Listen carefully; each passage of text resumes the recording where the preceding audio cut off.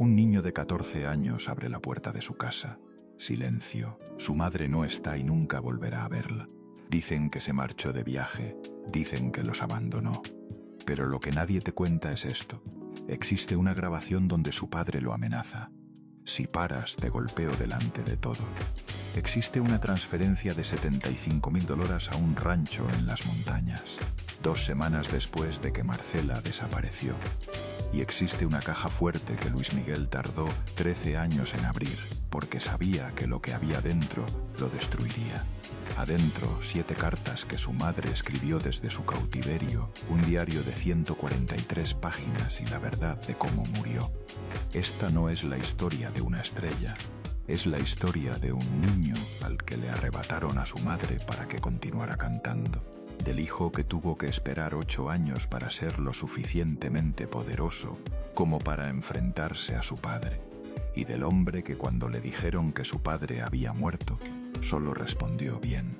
Ojalá haya sufrido. 20 de agosto de 1985. Una madre llama a su hijo desde México. Le promete: muy pronto seremos libres. 48 horas después, un piloto la transporta a un rancho en Chihuahua. Lo último que dice: díganle a mi hijo que lo intenté. Nunca regresa. 37 años después, Luis Miguel todavía busca su cuerpo. Hoy vas a descubrir qué decían esas cartas, por qué su padre confesó sin confesar y por qué cada vez que Luis Miguel canta La Incondicional no le canta a un amor perdido, le canta a su madre. Si alguna vez pensaste que el sol de México brillaba sin sombra, estás a punto de ver la oscuridad que nadie te contó. La oscuridad tiene un nombre: Luisito Rey, y tiene sangre en las manos. Madrid, 1981. Marcela Basteri tiene 31 años y 2 hijos pequeños, Luis Miguel de 11 y Alejandro de 9. Está parada frente al espejo de un camerino en el Teatro Alcalá Palace. Su hijo mayor está a punto de subir al escenario. España entera habla del Niño Sol. Las entradas se agotaron en 4 horas. Marcela ajusta la corbata de Luis Miguel. Sus manos tiemblan, no de orgullo, de miedo, porque Luisito Rey, su esposo, está del otro lado de la puerta gritándole al promotor. Exige más dinero, siempre más dinero.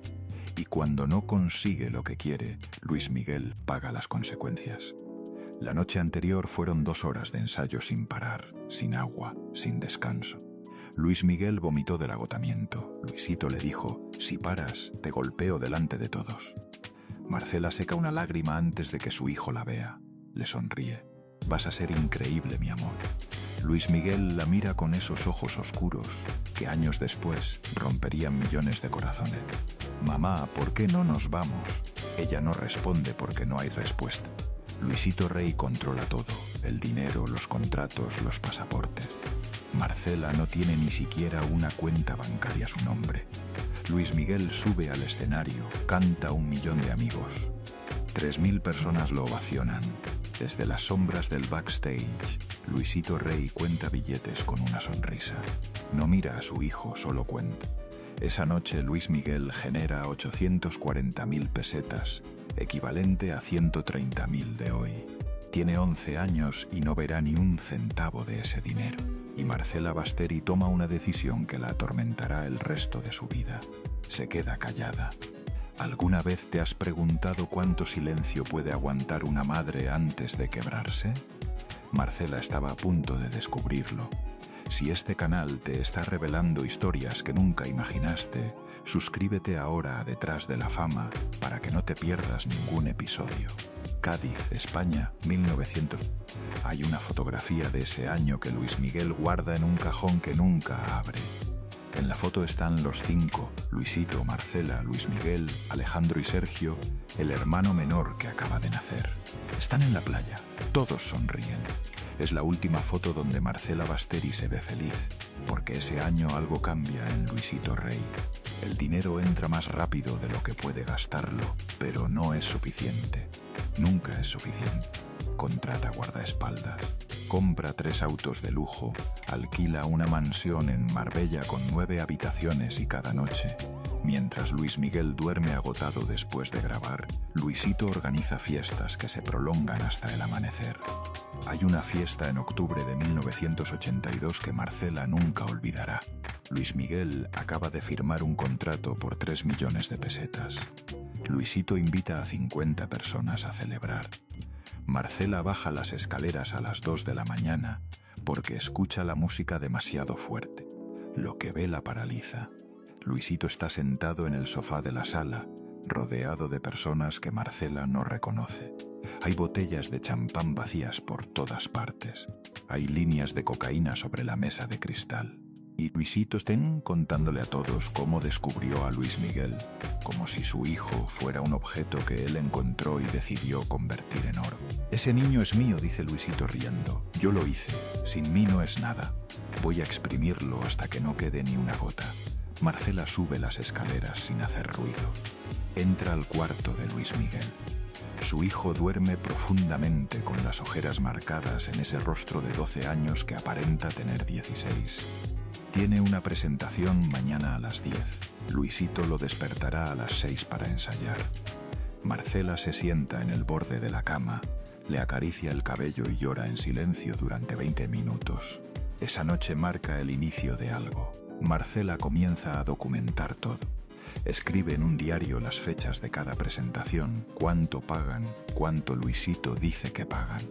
Las diferencias son devastadoras.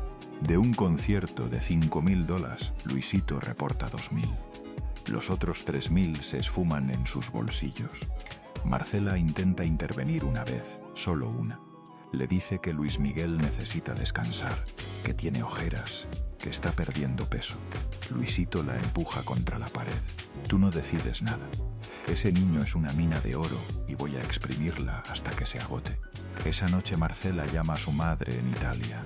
Hablan durante 47 minutos. Es una llamada internacional costosísima. Cuando Luisito ve la factura telefónica 2 semanas después, le corta la línea. Marcela queda aislada por completo. Pero Marcela es más inteligente de lo que Luisito supone. Comienza a guardar dinero poco a poco, billetes escondidos dentro de libros, monedas en el fondo de frascos de crema. En 6 meses reúne 18.000 pesetas, suficiente para 2 boletos de autobús a la frontera con Francia. Está planeando algo que le tomará años ejecutar. Luis Miguel no sabe nada de esto. Tiene 12 años. Graba su segundo álbum, Palabra de Honor. Vende 600.000 copias solo en España. Viaja 280 días al año. Su infancia cabe en una maleta y cada vez que regresa de gira, busca a su madre. La encuentra llorando en lugares donde cree que nadie la ve. En el baño con la llave abierta para ahogar el sonido, en el closet entre la ropa, en el jardín a las 3 de la mañana. Hay una noche de diciembre de 1982 que Luis Miguel nunca olvidará. Acaban de regresar de una gira por Argentina. Luis Miguel está exhausto. Durmió 4 horas en 3 días, tiene fiebre, pero Luisito ya programó una sesión de fotos para mañana a las 7. Luis Miguel se despierta a las 3 de la madrugada. La casa está en silencio.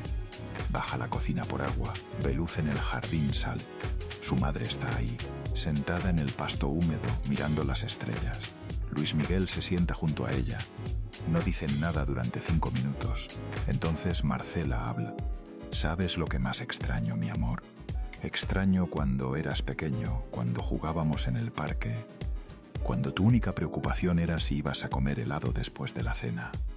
Luis Miguel le pregunta, «Mamá, ¿por qué lloras tanto?» Marcela responde algo que él recordará toda su vida, porque a veces amar a alguien significa verlo sufrir y no poder hacer nada. Luis Miguel no comprende. Cree que ella está hablando de Luisito. Años después entenderá que Marcela estaba hablando de él. Pero algún día, continúa Marcela, algún día vas a ser libre. Vas a ser tan grande que nadie va a poder controlarte, ni siquiera tu padre. Y ese día, mi amor, vas a poder elegir tu propia vida. Es una profecía y también una promesa. Guarda ese diálogo en tu mente, volveremos a él. 1983, el año en que todo se acelera. Luis Miguel graba directo al corazón, el disco explota. México, Argentina, Venezuela, Colombia. El Sol de México ya no es solo un niño prodigio español. Es un fenómeno continental y Luisito Rey ya no puede controlar el monstruo que creó. Los contratos se multiplican, las ofertas llegan de todos lados, pero Luisito firma acuerdos sin leer, acepta adelantos y los dilapida antes de que Luis Miguel cumpla con las presentaciones. Se compromete con 3 disqueras distintas, prometiendo exclusividad. Las demandas comienzan a llegar. En abril de 1983, Luis Miguel tiene una presentación en Buenos Aires. Teatro para 2.500 personas, función agotada. Luis Miguel cobra $8.000 por la noche.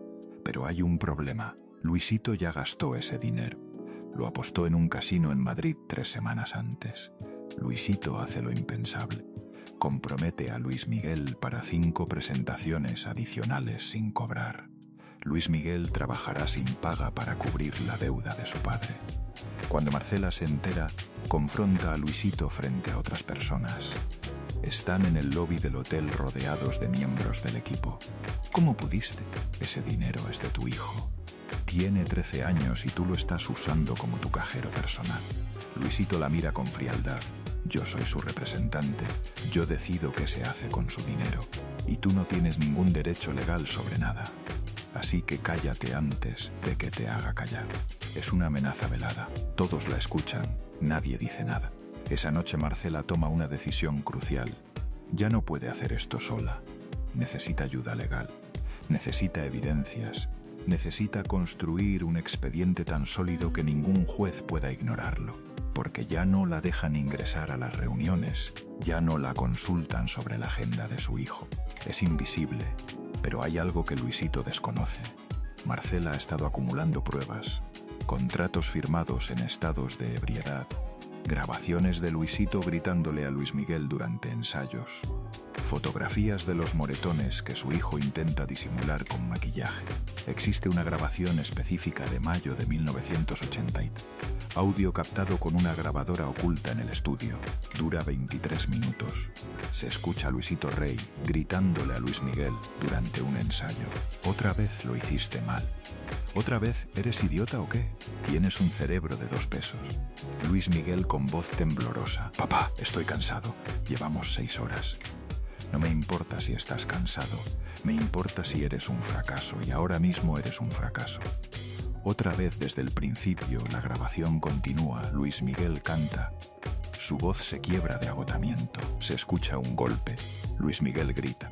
Luisito le dice, eso es para que te concentres. Ahora canta bien o el próximo será más fuerte. Marcela guarda esa cinta en un lugar seguro. Es evidencia de abuso infantil.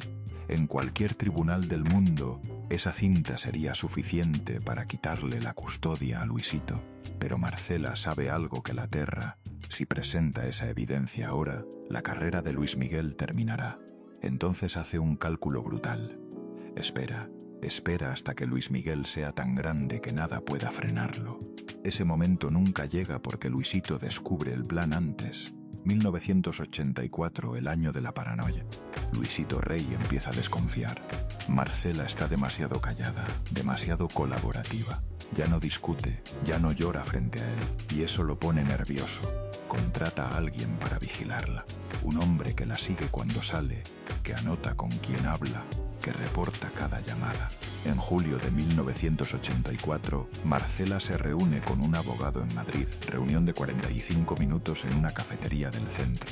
Marcela le muestra todo, el diario de finanzas, las fotografías de los moretones, la grabación del abuso.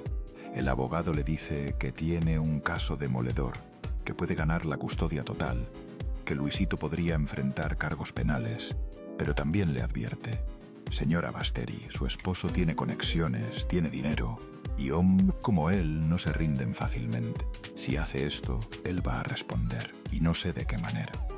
Marcela sale de esa reunión sabiendo que ha cruzado un punto sin retorno, porque el hombre que Luisito contrató para seguirla estaba fuera de la cafetería. Tomó fotos, registró el nombre del abogado. 2 días después, Luisito confronta a Marcela. no con violencia, con control frío y calculado. Sé que estás planeando algo, no sé qué, pero lo sé. Así que te voy a decir algo muy claro. Si intentas quitarme a ese niño, si intentas destruir lo que he construido, no habrá lugar en el mundo donde puedas esconderte. ¿Me entiendes? Marcela no responde, pero comprende. Luisito acaba de declarar la guerra y en una guerra siempre hay víctimas. Ese momento llega en agosto de 1985. Luis Miguel tiene 15 años. Está en Italia grabando su próximo disco. Alejandro y Sergio están con sus abuelos en Cádiz y Luisito está en Las Vegas, apostando el dinero de adelantos de 3 conciertos que Luis Miguel todavía no ha realizado. Marcela está sola en la mansión de San Pedro Garza García, Monterrey, México. Tiene 72 horas. Llama a un abogado en México sin conexión con Luisito. Presenta documentos, solicita una orden de restricción, inicia el proceso de divorcio y demanda la custodia total de los 3 niños. El abogado le advierte: señora Basteri, si inicia este proceso, él lo sabrá en 24 horas y no sé qué hará, pero hombres como él no reaccionan bien cuando pierden el control. Marcela firma los papeles de todas formas porque ya no puede seguir esperando. Luis Miguel tiene 15 años, Alejandro 13, Sergio apenas 3. Si no actúa ahora, sus hijos vivirán toda su adolescencia bajo el dominio de un hombre que los ve como objetos de los cuales extraer valor. Es 18 de agosto de 1985. Marcela Basteri acaba de sellar su destino. Le quedan 4 días de vida. ¿Qué harías tú si tu única alternativa para salvar a tus hijos fuera destruir a su padre? Marcela eligió la guerra, pero Luisito Rey jugaba con reglas distintas. Italia, agosto de 1985. Luis Miguel está en un estudio de grabación en Milán cuando recibe una llamada de su madre. Es extraño porque Marcela nunca llama mientras él está trabajando. Luisito lo tenía prohibido, pero esta vez Luisito está en otro continente. La voz de Marcela suena diferente, firme, decidida, pero también hay algo más. Luis Miguel lo notará años después, cuando escuche la grabación de esa llamada. Miedo. Mi amor, necesito que confíes en mí. Muy pronto las cosas van a cambiar. Tu padre y yo nos vamos a separar. Tú y tus hermanos van a venir conmigo. Vamos a ser libres. Luis Miguel tiene 15 años. No entiende del todo lo que eso implica, pero escucha algo en la voz de su madre que nunca antes había percibido. Esperanza. ¿Cuándo, mamá? Pronto. Solo necesito que grabes el disco, que termines la gira, y cuando regreses todo habrá cambiado. Tu padre ya no va a poder controlarte, ya no va a poder lastimarte, te lo prometo. Luis Miguel pregunta: ¿y tú vas a estar bien? Hay una pausa de 3 segundos que cuando Luis Miguel escuche esta grabación años más tarde, lo destrozará. Porque en esa pausa Marcela está calculando si debe decirle la verdad, pero decide proteger a su hijo una última vez. Voy a estar bien, mi amor. Solo confía en mí y prométeme algo. Sin importar lo que ocurra, sin importar lo que escuches, recuerda que todo lo que hice fue para protegerte. Luis Miguel promete sin saber que esa será la última promesa que le hará a su madre. Te amo, mamá. Te amo más, mi sol. Te amo más que a mi propia vida. La llamada termina. Es 20 de agosto de 1985, 11:47 de la mañana, hora de Italia. Es la última conversación que tendrán, porque 48 horas después Luisito Rey recibe los documentos legales en su habitación de hotel en Las Vegas. La demanda de divorcio, la solicitud de custodia, las acusaciones de abuso infantil, las evidencias del fraude financiero, la grabación de audio, las fotografías, todo. Un empleado del hotel recuerda ese momento. Escuchó gritos, muebles rompiéndose y después silencio. Un silencio que duró casi 1 hora. Luisito no grita después de eso. Se queda inmóvil durante 20 minutos leyendo cada página.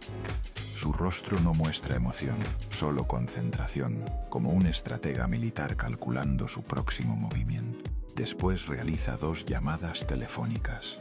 La primera es a un hombre en Madrid que le debe un favor importante. La conversación dura 2 minutos.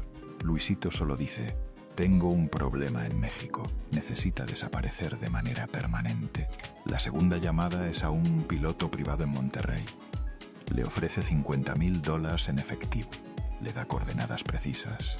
Le dice que hay un encargo que necesita ser trasladado y que nunca, bajo ninguna circunstancia, puede mencionar ese vuelo. 3 días después, Marcela Basteri desaparece. 22 de agosto de 1985, el día que lo cambió todo. Marcela Basteri se despierta a las 7:30 de la mañana. Tiene una reunión con el abogado a las 10. Van a discutir los próximos pasos. Sale de la casa a las 9:15. El chofer que Luisito contrató para ella y que también funciona como espía, la lleva al centro de Monterrey. Marcela le pide que la deje en una esquina específica. Dice que va de compras, que regresará en 2 horas. El chofer la ve entrar a una tienda departamental y entonces, siguiendo instrucciones precisas que recibió por teléfono esa mañana de parte de Luisito, hace una llamada. Está sola en el centro, ahora es el momento.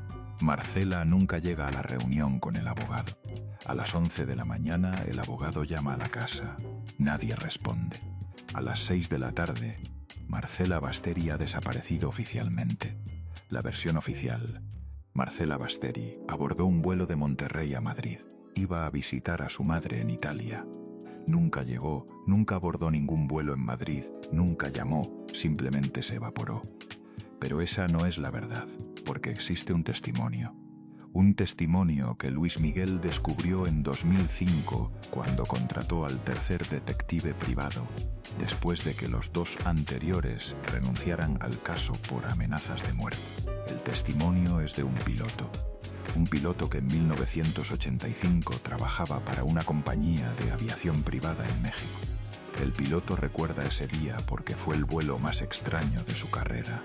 Le pagaron en efectivo $50.000 por un vuelo de Monterrey a un rancho privado en las montañas de Chihuahua.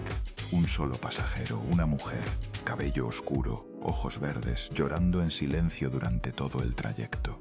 El piloto recuerda detalles precisos.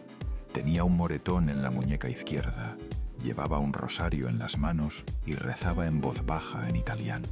Cuando aterrizaron, la mujer lo miró directamente a los ojos y le dijo: «Por favor, díganle a mi hijo que lo intenté. Díganle a Luis Miguel que su madre lo intentó». 2 hombres la aguardaban en el rancho. El piloto no vio sus rostros.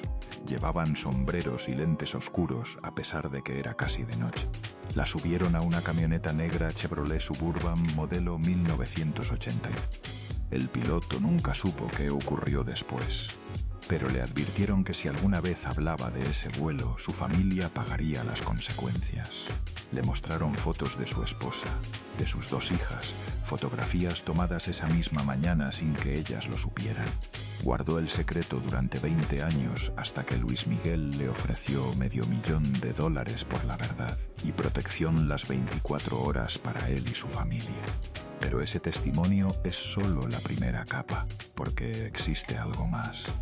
Algo que el detective halló en 2006 que hizo que Luis Miguel dejara de buscar a su madre para siempre. En las montañas de Chihuahua, en un rancho abandonado que en 1985 pertenecía a Octavio Fonserrada, socio de negocios de Luisito Rey, el detective encontró algo enterrado a 3 metros de profundidad. No un cuerpo, algo peor, una caja de metal. Adentro, el pasaporte de Marcela Basteri, su anillo de bodas, una fotografía de sus 3 hijos y una carta. La carta está escrita con la letra de Marcela, fechada 23 de agosto de 1985, un día después de su desaparición, dirigida a Luis Miguel, escrita en papel arrancado de un cuaderno, con manchas de tierra y humedad, y con algo más, manchas de sangre en la esquina inferior derecha. Luis Miguel leyó esa carta una vez, solo una. El detective que estaba presente cuenta que Luis Miguel tardó 20 minutos en leer una carta de 2 páginas, porque tenía que detenerse cada pocos renglones porque lloraba con tanta fuerza que no podía distinguir las palabras. Después ordenó que la volvieran a enterrar. Nunca habló de su contenido, pero las personas que estaban con él ese día aseguran que lloró durante 3 horas y que nunca volvió a pronunciar el nombre de su padre. ¿Qué decía esa carta? El detective violó el acuerdo de confidencialidad tiempo después y reveló fragmentos. No todo, pero suficiente para comprender lo que ocurrió. La carta comienza así: mi amor, si estás leyendo esto, significa que lo peor sucedió, significa que no pude escapar, significa que tu padre ganó. Y termina con algo que destruyó a Luis Miguel. No fue tu culpa. Nada de esto fue tu culpa. Yo elegí protegerte, yo elegí pelear. Y si tengo que pagar con mi vida para que tú seas libre, es un precio que pago con amor. Pero por favor, mi sol, por favor, no dejes que esto te destruya. No dejes que el odio te consuma. Vive la vida que yo no pude darte. Vive por los dos.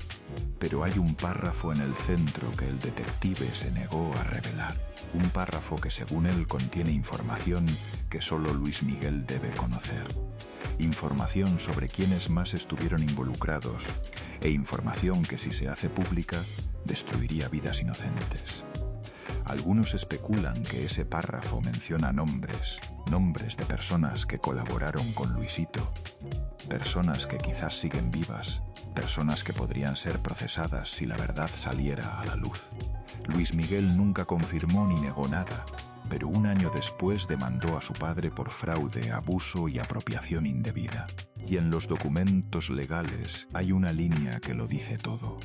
El demandante tiene evidencia irrefutable de que el demandado participó directa y premeditadamente en la desaparición forzada de Marcela Basteri, con la intención criminal de eliminar el proceso de divorcio y conservar el control absoluto sobre los ingresos y la carrera profesional del demandante. En lenguaje jurídico, eso significa una sola cosa: Luis Miguel acusa a su padre de asesinar a su madre.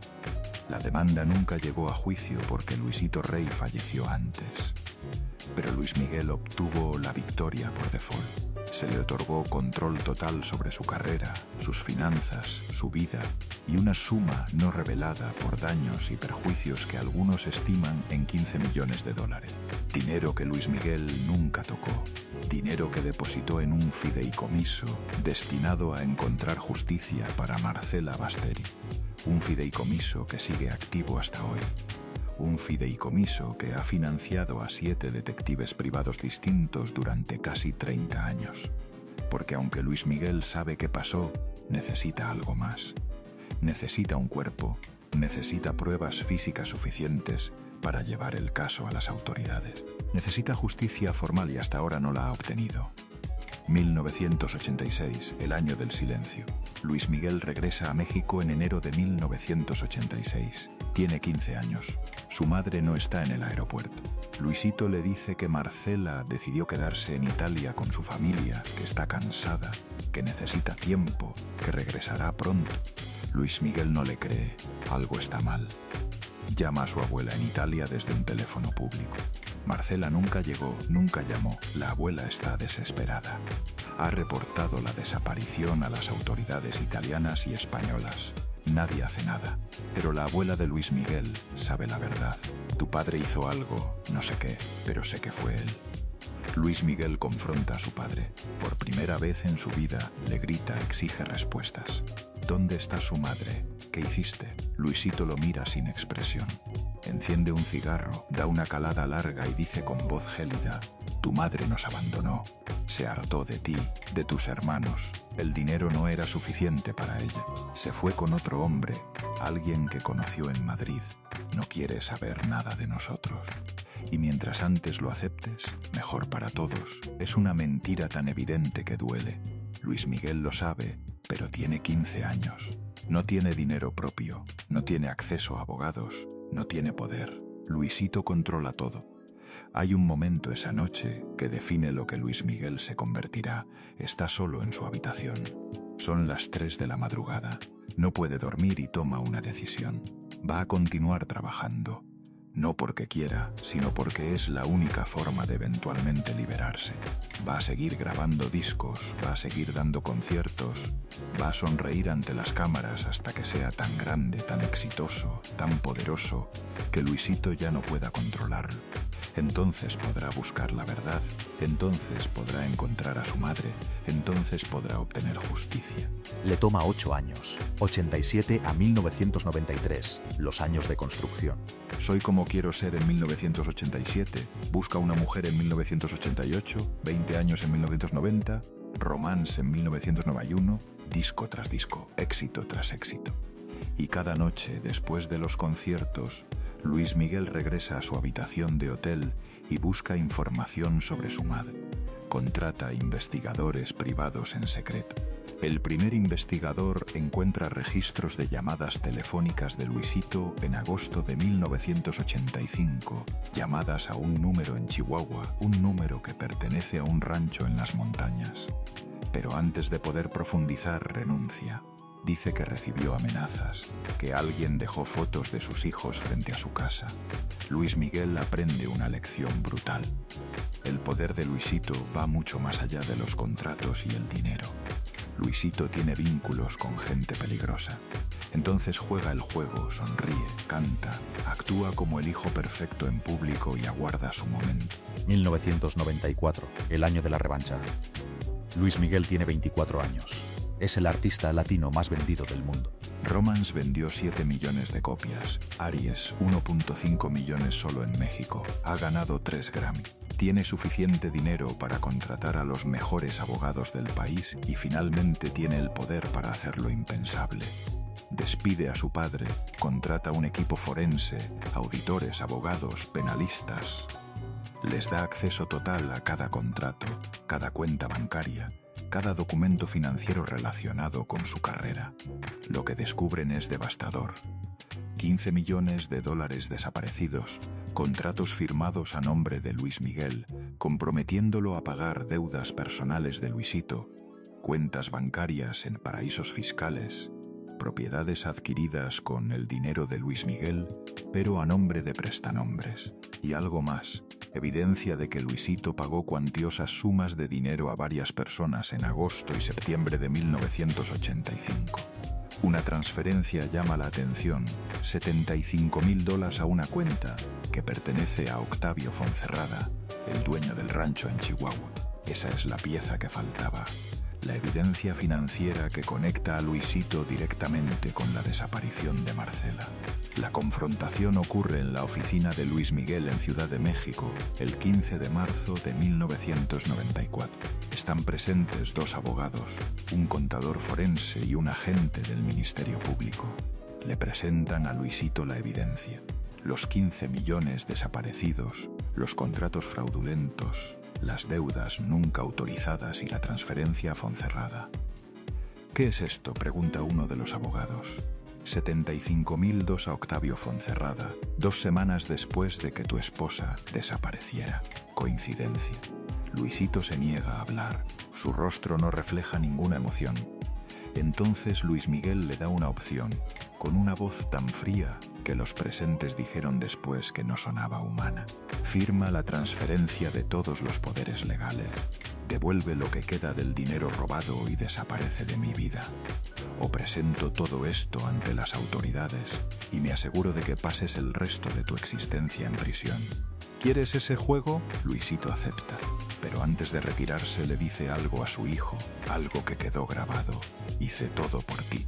Te convertí en una estrella. Sin mí seguirías siendo un niño cualquiera en España. Me debes todo. Tu madre no entendía eso. Ella quería arruinarlo todo. Quería sacarte de los escenarios. ¿Y dónde estarías ahora si yo lo hubiera permitido? En ningún lugar. Así que sí, hice lo que debía hacer y lo volvería a hacer. Es la confesión más cercana que Luisito dará jamás. Luis Miguel responde, no te debo nada. Cada peso que gané lo gané con mi voz, con mi trabajo, con mi esfuerzo. Tú solo fuiste el parásito que se alimentó de todo eso. Y sobre mi madre, sé lo que hiciste. Tengo las pruebas y aunque me tome el resto de mi vida, voy a asegurarme de que el mundo sepa qué clase de monstruo eres. Luisito sale de esa oficina. Es la última vez que Luis Miguel lo ve en persona. 3 años después, en diciembre de 1997, Luisito muere en un hospital de Valencia, España, de cáncer de próstata. Murió solo. Luis Miguel se negó a visitarlo, se negó a costear sus gastos médicos, se negó a asistir a su funeral. Cuando le informaron de la muerte de su padre, Luis Miguel estaba de gira en Argentina. Su respuesta fue: bien, ojalá haya sufrido, pero Luisito dejó algo antes de morir. En su testamento había una cláusula.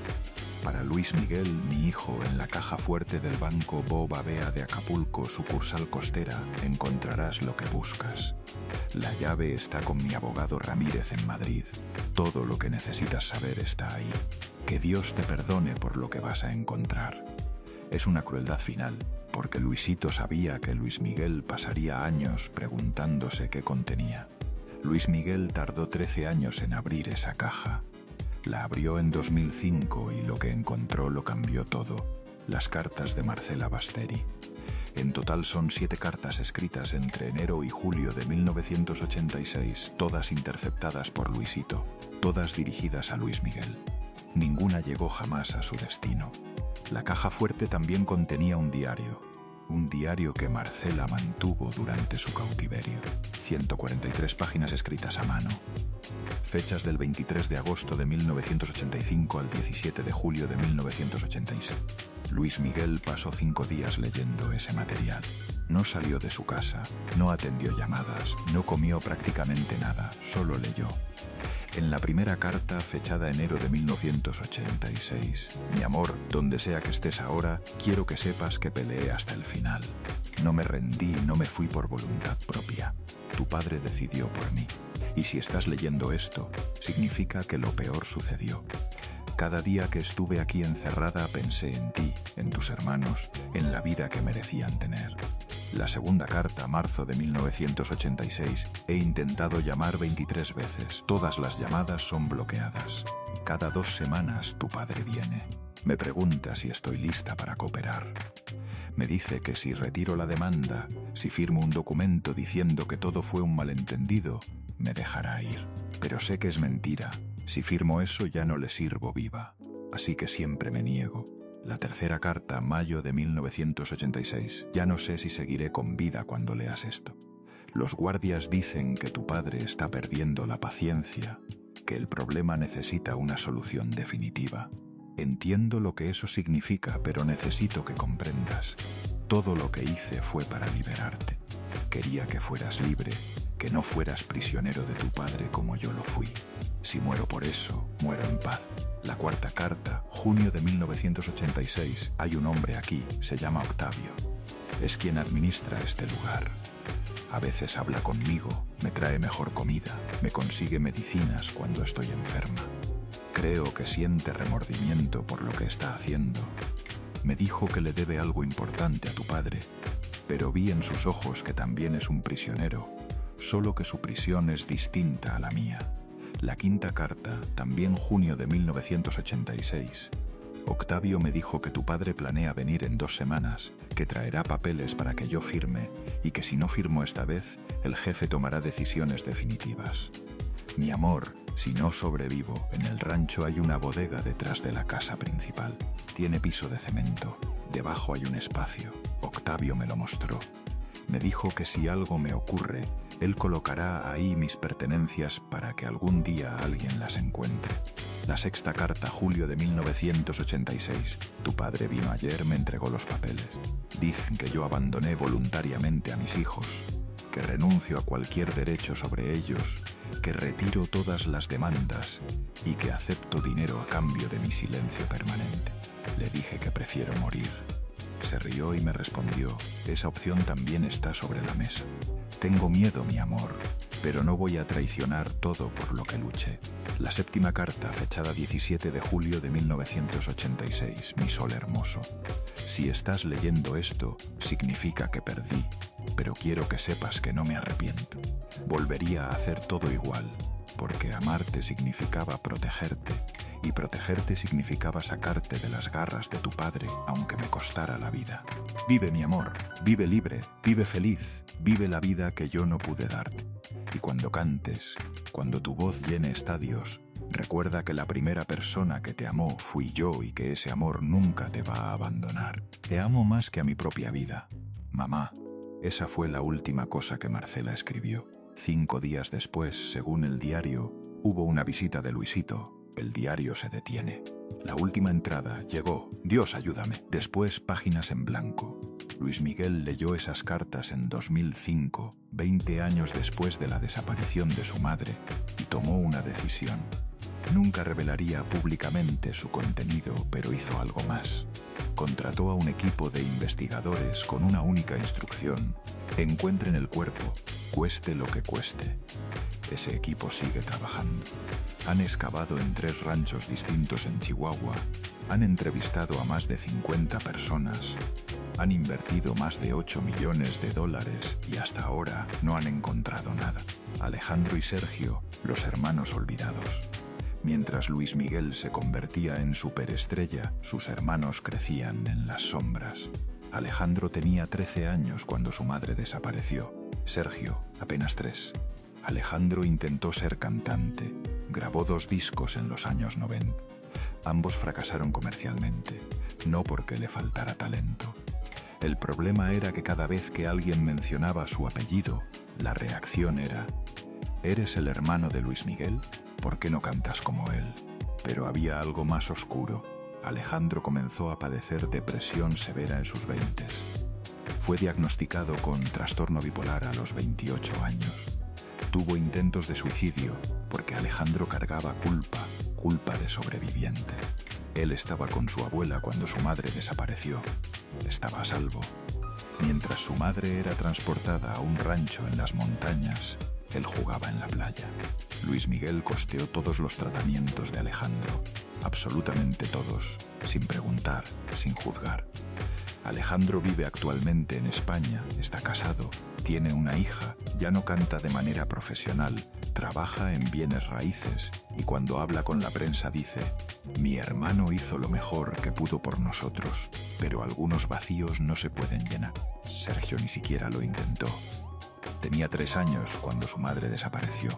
No guarda recuerdos claros de ella. Sergio se mantuvo alejado del espectáculo. Estudió diseño en Barcelona. Se casó joven, tiene 2 hijos, lleva una vida ordinaria. En una entrevista poco frecuente de 2018, Sergio reveló algo. Mi hermano me llamó en 2005. Me dijo Sergio: ya sé qué pasó con mamá y es peor de lo que imaginábamos. Le pregunté qué había descubierto, me respondió: es mejor que no lo sepas. Es mejor que conserves la imagen que tienes de ella. Nunca me contó más, porque Luis Miguel no solo perdió a su madre, perdió su infancia, perdió la posibilidad de ser normal, perdió la capacidad de confiar plenamente en alguien, y el patrón se repite. Luis Miguel tiene 3 hijos con 3 mujeres distintas. Ninguna relación perduró. Su hija Michelle Salas nació en 1989. Luis Miguel tenía 19 años. No estuvo presente durante gran parte de su niñez, no porque no la amara, sino porque no sabía cómo ser padre cuando el único modelo que tuvo fue Luisito Rey. Michelle lo declaró en 2019. Mi relación con mi papá es complicada. Lo amo, sé que me ama, pero hay una distancia emocional que nunca hemos podido cerrar. Es como si hubiera una pared de vidrio entre nosotros. Miguel y Daniel, sus hijos con Araceli Arámbula, nacidos en 2007 y 2008, casi nunca lo ven. Araceli obtuvo la custodia total. Esto ocurrió después de que Luis Miguel, en un episodio de paranoia en 2009, contrató detectives privados para vigilar a Araceli las 24 horas. Cuando ella descubrió la vigilancia, lo confrontó. Su respuesta fue: necesito saber que mis hijos están seguros. Necesito saber que nadie va a quitármelos.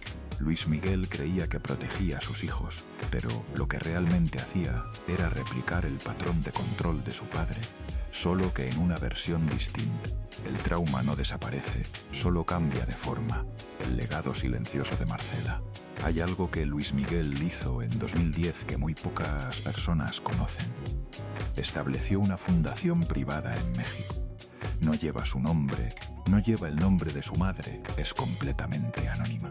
La fundación se especializa en una sola cosa: ayudar a niños que están siendo explotados económicamente por sus padres o tutores.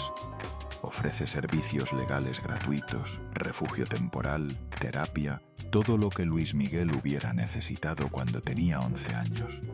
Luis Miguel dona 5 millones de dólares al año y nunca ha hablado públicamente de ella. No lo hace por la prensa, lo hace porque es lo único que puede hacer para darle sentido al sufrimiento de su madre. Si Marcela murió para protegerlo, entonces él va a proteger a otros niños en su nombre. Esa fundación ha beneficiado a más de 1000 niños en 14 años. Ha rescatado a pequeños artistas de situaciones de abuso. Ha enviado a padres explotadores a prisión y nadie sabe que Luis Miguel está detrás. Si esta historia te está abriendo los ojos, suscríbete ahora a Detrás de la Fama, porque cada semana revelamos las verdades que el mundo del espectáculo intenta mantener ocultas. 2024. El hombre detrás del sol. Luis Miguel tiene 54 años. La serie de Netflix Luis Miguel, la serie contó parte de su historia entre 2018 y 2021, pero omitió lo más oscuro. No se mencionaron las cartas, no se mencionó el rancho. Luis Miguel autorizó la serie, pero impuso límites. Nada que pudiera ser utilizado en una investigación criminal, nada que pudiera comprometer a personas todavía vivas, nada que pudiera traumatizar a sus hijos más de lo necesario. Hoy reside entre Miami y Los Ángeles.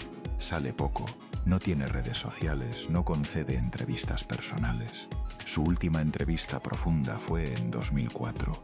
Tiene un círculo de 5 personas de confianza. Todos firmaron acuerdos de confidencialidad.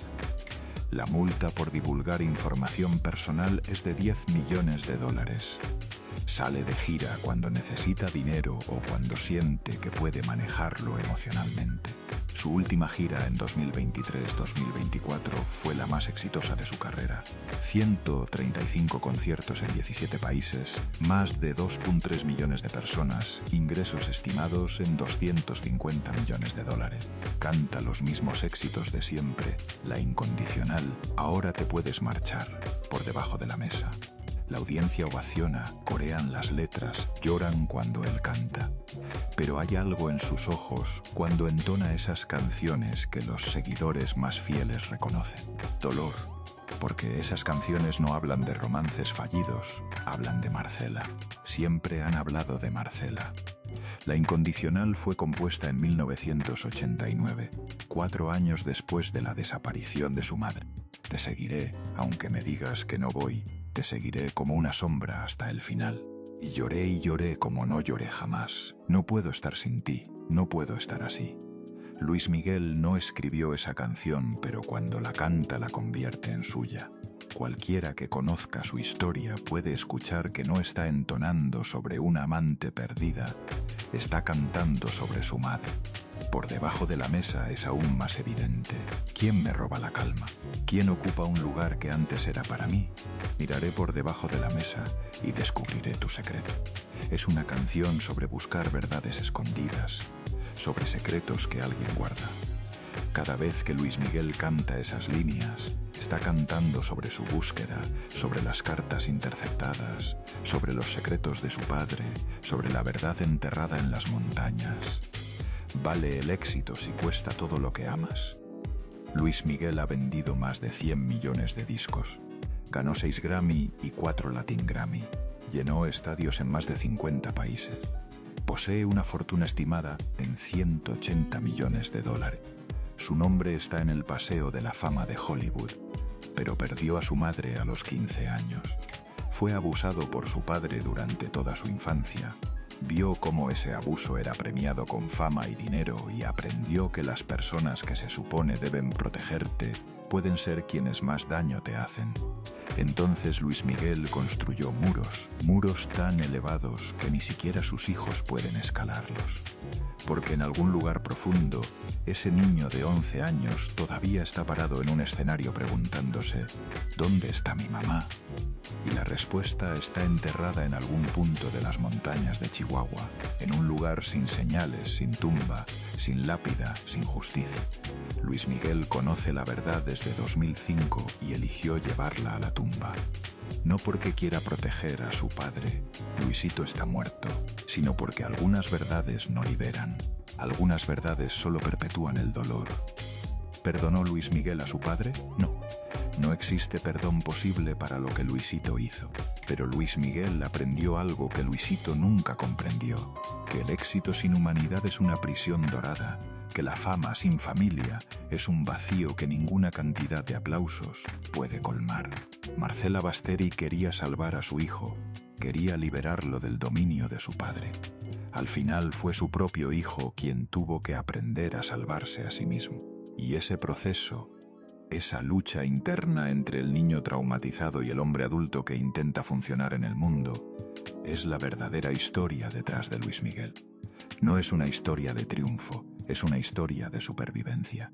De un niño que fue convertido en una máquina de producir dinero, que fue abusado de manera sistemática, que perdió a su madre de la forma más brutal posible y que, a pesar de todo eso, encontró la manera de seguir existiendo.